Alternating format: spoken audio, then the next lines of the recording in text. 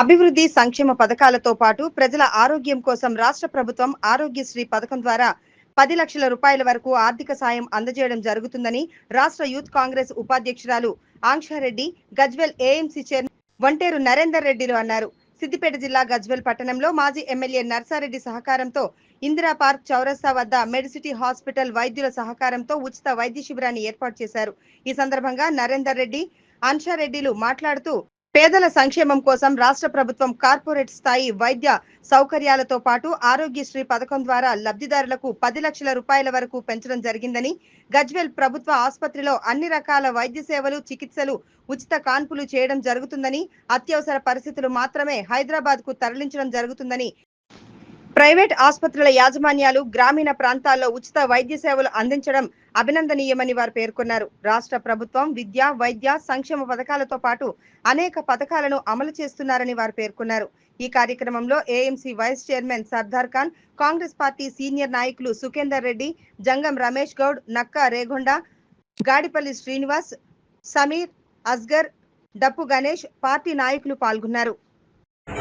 నర్సారెడ్డి గారు మరియు మా ఆంక్షమ్మ గారు ఇద్దరి ఆధ్వర్యంలో ఈ క్యాంపును ఇక్కడికి తీసుకురావడం, వాళ్ళను ఉద్దేశించి మెడిసిటీ వాళ్ళతో మాట్లాడి మా ప్రాంతంలో చాలామంది బీదవారు ఉన్నారు, అందరికీ మీరు ఆరోగ్య సేవలు అందించాలనే ఉద్దేశంతో వాళ్ళను ఈరోజు గజ్వెల్ పట్టణంలో ఇక్కడ క్యాంపు నిర్వహించడంలో ముఖ్య పాత్ర పోషించినటువంటి వాళ్ళకు మొదలు మనందరము శుభాకాంక్షలు తెలుపుకుంటూ ఇట్టి కార్యక్రమాన్ని అందరము వినియోగించుకొని ఇందాక తన మార్కెటింగ్ సూపర్వైజర్ గారు, మార్కెటింగ్ మేనేజర్ గారు వివరించి చాలా క్లుప్తంగా వివరించండి ఏమేమి అవసరం ఉన్నాయి, ఏమి మనం ఉచితంగా ఏం చేయించుకుంటాం.